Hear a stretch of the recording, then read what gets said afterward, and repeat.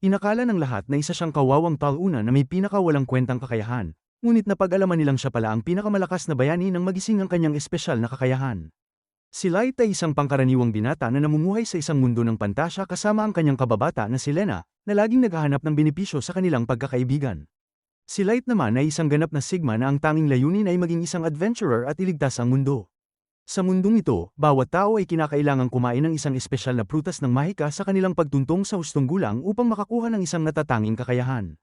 Sa wakas, dumating na ang araw ni Light at Lena upang gisingin ang kanilang mga kakayahan. Habang naghahanda sila sa loob ng simbahan, ipinaliwanag ng isang madre ang mga patakaran, napakasimple lang, huwag maging tanga at huwag kakain ng higit sa isang prutas, dahil ito ay magreresulta sa agarang kamatayan. Nagulat si Lena sa pahayag na ito, ngunit alam na ito ni Light at sinabi niyang marami ng tao ang nangarap maging adventurer ngunit nagkaroon ng mga kakayahang hindi bagay sa laban. Kaya't marami sa kanila ang nagtangkang kumain ng isa pang prutas, na nagresulta sa kanilang agarang kamatayan. Wala namang balak si Lena na subukan ito, dahil ang tanging hangad niya ay makasama si Light habang buhay. Kaya agad siyang lumapit sa altar at kumagit sa prutas mula sa platito. Agad na nag-init ang kanyang katawan at bamalat sa kanya ang isang maningning na puting liwanag. Ginamit ng madre ang kanyang mahiwagang kakayahan upang suriin ang mga stats ni Lena, at laking gulat niya nang malaman na ang nakuha niyang kakayahan ay Sword Saint, isang napakabihirang at napakalakas na kakayahang huling lumitaw 10 taon na ang nakalipas. Masayang-masaya si Light para kay Lena, kaya't lumapit siya sa altar na may mataas na inaasahan. Ngunit nang siya ay kumagit sa prutas, malayo ito sa kanyang inaasahan, walang liwanag, walang inranding pagpapakita ng kapangyarihan.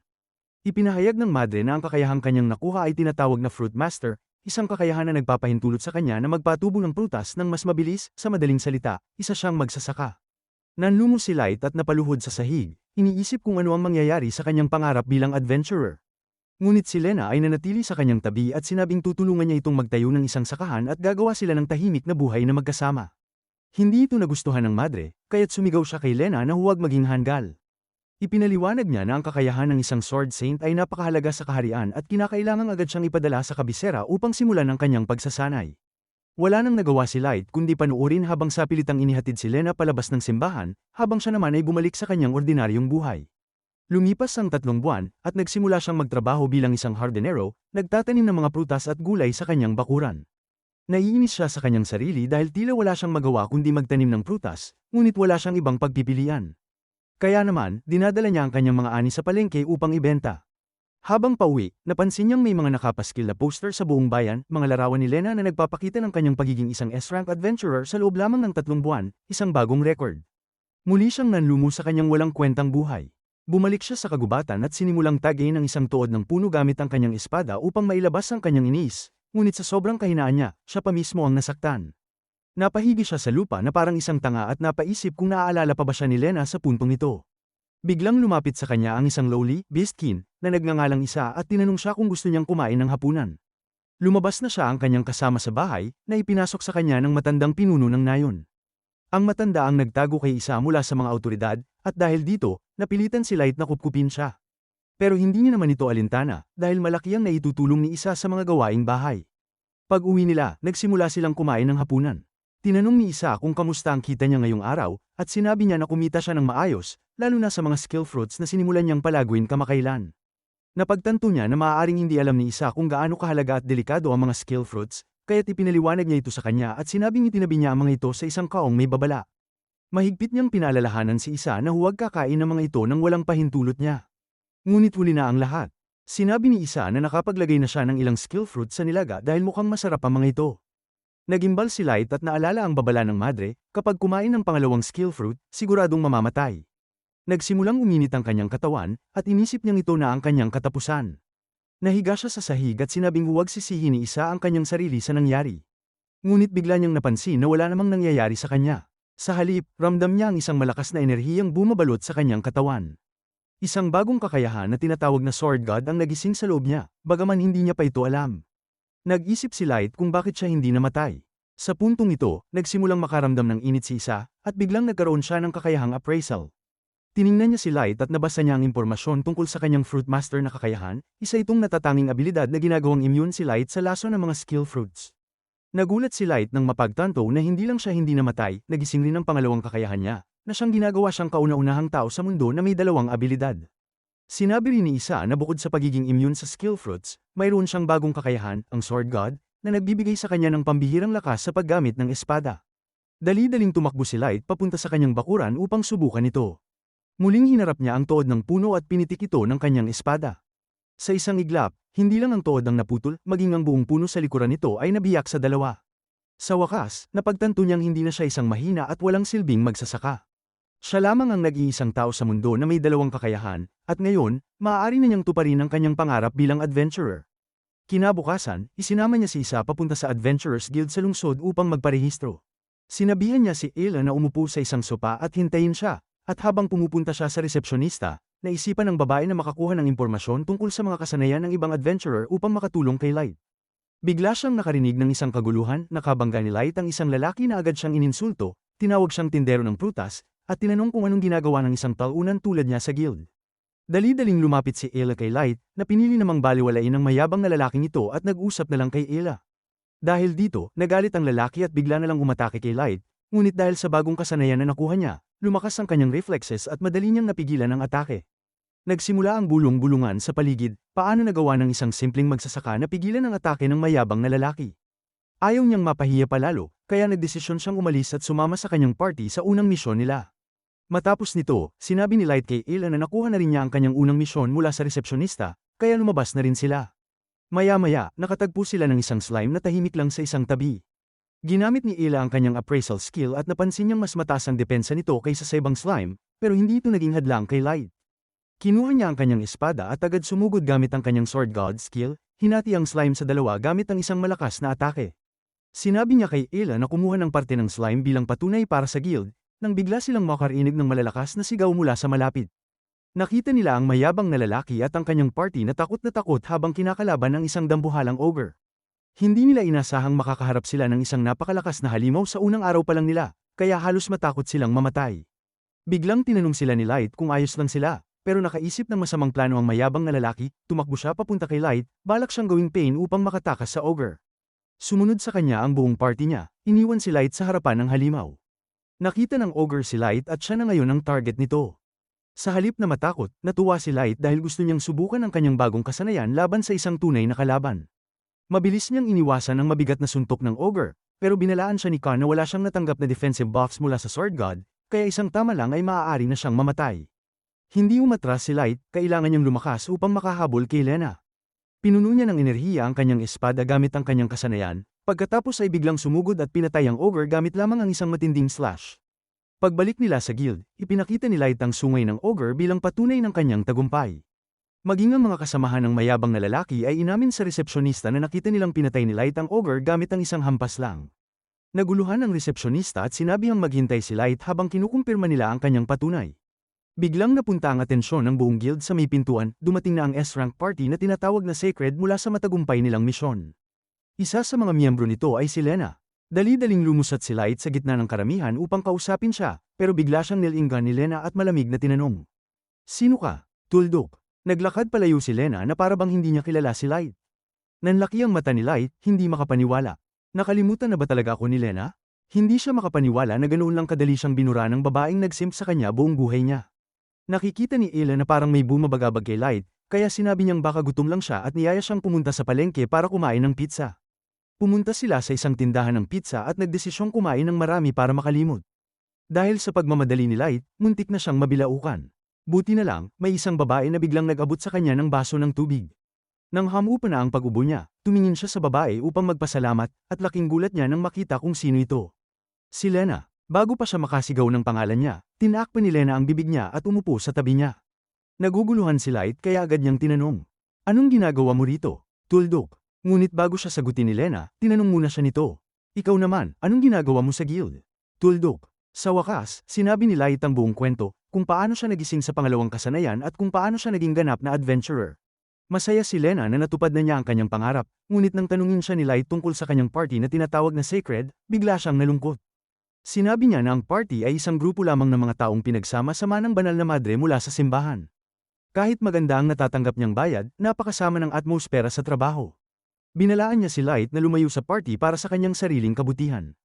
Tinanong siya ni Light kung yun ang dahilan kung bakit nagkukunwari siyang hindi siya kilala kanina. Nagtaka siya kung ano ang problema sa party. Naalala ni Lena ang isang pangyayari ilang buwan na ang nakalipas. Habang nakikipaglaban sila sa isang dambuhalang ahas, inatake ito ng kanilang salamangkero gamit ang isang malakas na apoy. Natalo nila ang ahas, ngunit nasunog din ng mga bukirin ng mga magsasaka sa lugar. Labis itong ikinagalit ni Lena, ngunit sinabi lamang ng kanilang pinuno, si Grouse, na huwag na siyang mag-alala tungkol sa mga mahihirap. Sinabi nito na maaari naman silang magtanim muli ng pananim, ngunit mas mahalaga na hindi sila namatay sa halimaw. Hindi ito ikinatuwa ni Lena kaya lumapit siya sa madre upang magreklamo, ngunit wala rin itong pakialam. Sinabi nito kay Lena na walang makakaalala sa mga nasunog na bukirin, ngunit maalala ng lahat ang kanilang tagumpay sa pagpatay sa dambuhalang ahas. Habang iniisip ito ni Lena, napatahimik siya. Hindi alam ni Light ang buong detalye, ngunit inalok niya si Lena na sumali sa kanyang party kung hindi na siya masaya sa kasalukuyan niyang grupo. Sinabi ni Lena na ayos lang siya, kahit pa nagsimula na siyang maiyak. Nang mapansin ito ni Light, bigla siyang tumakbo palayo. Kinagabihan, bumalik si Light sa guild at nakatanggap ng 10,000 ginto para sa pagpatay sa isang ogre, ngunit hindi siya masaya dahil iniisip pa rin niya si Lena. Sinabi ni isa na kung talagang nag-aalala siya, maaari siyang makipag-usap kay Grouse, na kasalukuyang nag-iinom kasama ang mga gold digger sa isang mamahaling silid. Doon, ipinagyayabang ni Grouse na pinatay niya ang isang dambuhalang oso gamit ang kanyang naglalagablab na espada. Biglang dumating ang receptionist at ipinaalam sa kanya na nagreklamo ang mga lokal dahil natuyo ang tanging pinagkukunan nila ng tubig dahil sa kanyang atake. Sinabi lang ni Grouse na hindi maiiwasan ang mga ganitong bagay dahil napakalakas niya. Dagdag pa niya, wala siyang pakialam sa mga mahihirap dahil para lang silang mga langgam. Nang marinig ito, agad na sumugod si Light sa silid at hinarap si Grouse. Sinabi niyang dapat niyang palayain si Lena dahil hindi niya matitiis ang ginagawa nito. Ngunit tinawag lamang ni Grouse ang mga gwardya at ipinahagi si Light palabas, sabay sabing ang mga walang silbing cannon fodder ay hindi dapat naroroon sa isang S-rank suite. Kinabukasan, habang naghahanda ang grupo ni Grouse para sa isang bagong misyon, hindi niya maalis sa isip ang sinabi ni Light. Bigla niyang sinabi na gusto na niyang umalis sa party at maging adventurer ayon sa sarili niyang paniniwala. Agad namang gumamit si Grouse ng kanyang skill na Godspeed upang mapunta sa harapan ni Lena at itinutok ang espada sa kanya. Alam ni Lena na wala siyang laban, kahit gamit ang kanyang Sword Saint skill, kaya hindi na lang siya lumaban. Sinampal siya ni Grouse at sinabing hindi siya maaaring umalis sa party. Habang lumalabas ang kanilang grupo upang pumatay ng panibagong halimaw, sinalubong sila ng hiyawan ng mga tao. Ngunit si Lena ay mukhang wala ng buhay. Sa gitna ng mga tao, nakita niya sina Light at isa na humaharang sa kanilang daraanan. Nasa kanila sila upang kumbinsihin siyang sumama sa kanila. Sinabi ni Lena na kalimutan na lang siya ni Light, ngunit tumanggi ito. Hinamon niya si Grouse sa isang laban, at kung matalo siya, papayagan niyang umalis si Lena. Ayaw ni Grouse tanggapin ang hamon, ngunit nang sabihin ni Light na ang unang umatras, bading. Tinamaan siya ng kanyang ego at agad niyang tinanggap ang laban. Nagpusta si Grouse na kung matalo si Light, habang buhay siyang ipagbabawal sa Adventurers Guild. Nang magsimula ang laban, agad na ginamit ni Grouse ang kanyang bilis upang umatake kay Light. Kahit hindi ito makalaban ng maayos, nagawa niyang depensahan ang sarili. Ngunit nang masira ang kanyang espada, inalok ni Grouse na palayain si Lena kung papayag itong maging alipin niya habang buhay. Ngunit sumagot si Light ng isang matibay na, "No, I'd win." Tuldok. Biglang nagdesisyon si Lena na manindigan at pumunta sa tabi ni Light, ipinapakita ang kanyang tiwala dito. Nap-icon si Grouse, lalo na nang palitan ni Light ang kanyang sirang espada ng Wallace. Sa galit, sinugod niya si Light, ngunit sa huling sandali, inisip ni Light na ang Wallace ay isang tunay na espada at pumikit habang sumusugod. Sa isang malakas na palo, lumipad si Grouse at bumangga sa pader. Walang makapaniwala sa nakita nila. Sinabi ni Light sa natitirang miyembro ng Sacred na haharapin nila ang parehong kapalaran kung manggugulo pa sila. Tumalikod siya kay Lena at muling inalok siyang sumama sa kanyang party. Sa pagkakataong ito, masaya niyang tinanggap ang alok. Pagkatapos noon, nagsimulang tumira sina Light at isa sa bahay ni Lena, kung saan nagtayo sila ng maliit na sakahan. Tila mapayapa na ang buhay, ngunit isang araw, isang mensahero mula sa simbahan ang dumating upang ipatawag si Lena. Tumanggi siyang pumunta, kahit pa sinabi ng mensahero na mawawalan siya ng mga espesyal na benepisyo. Dahil dito, napasama sila sa listahan ng mga hindi kanais-nais sa simbahan. Nang pumunta sila sa guild, tanging mga mabababang misyon lamang ang inalok sa kanila, tulad ng paghanap ng nawawalang pusa o pagpatay ng mga daga sa imburnal. Ngunit tinanggap pa rin ni Lena ang mga ito, masaya na siya basta't makasama niya si Light. Kahit maliit lang ang kinita nila, sapat na ito upang makabili ng 3 pirasong pizza. Nag-aalala si Lena na baka hindi ito sapat para kay Light, ngunit sinabi nito na nag-enjoy siya. Doon nila ipinangalanan ang kanilang party bilang Luxuria, The Incomplete Light at nangako na magiging kilalang adventurers na tutulong sa mga tao. Kinabukasan, binigyan sila ng receptionist ng isang urgent quest. Tinanggap agad ito ni Light kahit hindi pa alam ang detalye. Lumabas na 18 adventurers ang nawala sa isang foggy valley sa Hilaga, malapit sa isang lumang kastilyo ng dating Count Monty. Dahil dito, naglakbay ang kanilang grupo patungo sa kastilyo. Nang makita ito, naisip ni Light kung gaano kayaman ng mga adventurers noon at nangarap na magkaroon ng ganoong mansion balang araw. Sa kasiyahan, napatalon si isa, ngunit dahil dito, nabasag ang makitid na landas na kanilang tinatahak. Nahulog silang tatlo, ngunit nagamit ni Light ang wind pressure mula sa kanyang espada upang pabagalin ang kanilang pagbagsak. Paglapag nila sa lupa, agad silang napaligiran ng mga halimaw. Agad na pinabagsak ni Light ang isang halimaw, at noon lang sinabi ni Lena sa Trigger Happy na ito na tingnan muna ang mga halimaw bago umatake. Napansin ni Light na ang mga halimaw ay ang mga nawawalang adventurer na naging mga walang isip na zombie, kaya nawalan siya ng balanse sa pag-iisip. Ginamit ni isa ang kanyang analysis skill at sinabi kina Light at Lena na ang mga ito ay tunay na zombie, at sino mang buhay na tao na kanilang makagat ay magiging zombie rin. Nabasa rin niya ang mga skill ng mga zombie, at tumutugma ang mga ito sa mga skill ng nawawalang adventurer.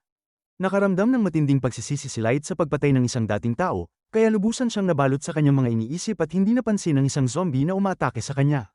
Mabuti na lang at may Lena na nagtatanggol sa kanyang kaawa-awang sarili, mabilis niyang pinutol ang zombie sa kalahati at pinadala ang kaluluwa nito sa kabilang buhay. Sinabi ni Lena kay Light na hindi ito ang tamang oras para mag-guilt trip at iminungkahing pumasok sila sa kastilyo dahil kung may natitirang mga buhay, siguradong naroon sila. Ngunit sa loob ng kastilyo, mas maraming zombie ang naghihintay. Mabilis na sumugod si Lena sa kawan ng mga zombie at sinimulang lipulin ng mga ito, habang si Light naman ay tumayo lang sa likod at nagbigay ng commentary na parang isang incel. Pagkalipas ng ilang sandali, napagtanto niyang hindi niya maaaring hayaan na si Lena lang ang gumawa ng lahat ng trabaho, kaya napilitan siyang sumali sa laban. Dahil dito, naiwan si isa na walang proteksyon. Isang zombie knight ang lumapit sa kanya mula sa likod, ngunit mabilis itong pinabagsak ni Lena bago pa man siya masaktan. Napagtanto ni Light na nangyari ito dahil sa kanyang kapabayaan, at kung sumabak lang siya agad sa laban, hindi sana napunta sa panganib si isa. Habang sinusuri niya ang kanyang sarili, sinabi ni Lena na dapat na silang umakyat sa ikalawang palapag. Ngunit may tanong si Light bago sila magpatuloy, sabi niya, 18 lang ang nawawalang adventurer, ngunit mas marami ang zombie dito. Naisip ni Lena na maaaring may ibang mga tao nang nasa lugar na ito bago pa nawala ang mga adventurer, na lalong nagpalakas ng hinala ni Light tungkol sa kastilyong ito. Habang papasok sila sa loob, inatake sila ng isang grupo ng mga zombie sa pasilyo. Napansin nilang mas mabilis at mas matalino ang mga ito kaysa sa mga nasa labas.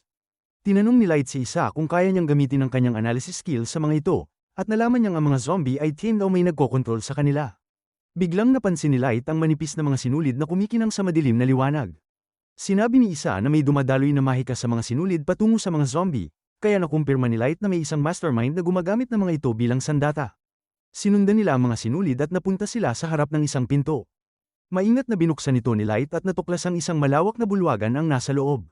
Biglang may narinig siyang boses ng isang babae mula sa kabilang dulo ng bulwagan, at isang pulang buhok na babae na nakaswimsuit ang lumapit upang salubungin siya.